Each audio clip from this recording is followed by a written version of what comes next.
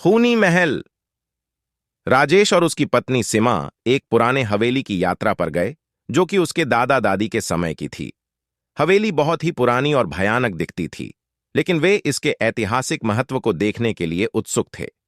हवेली के चारों ओर घना जंगल था और बहुत सी बातें थीं कि वहां रात को अजीब अजीब आवाजें आती हैं। एक रात जब वे हवेली में ठहरे हुए थे, अचानक एक अजीब सी ठंडी हवा चलने लगी। राजेश ने हवेली के पुराने ताले और दरवाजों की खड़क सुनाई दी। सीमा ने डरते हुए राजेश से पूछा, क्या तुमने यह आवाज सुनी? राजेश ने सिर झुकाकर कहा, हां, पर शायद यह हवेली की पुरानी संरचना के कारण है।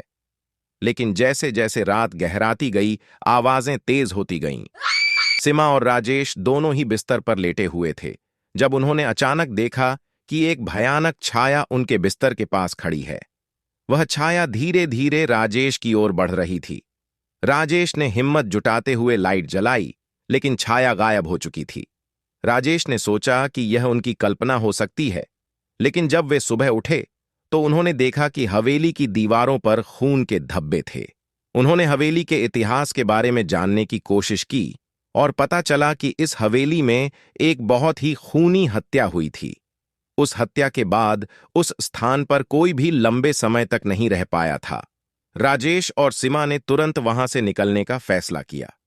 हवेली से बाहर निकलते ही उन्होंने सुनी कि वहां एक भयानक चीख गूंज रही थी। आज भी जब कोई उस हवेली में रात बिताने की कोशिश करता है, तो उसे उसी चीख की आवाजें सुनाई देती हैं।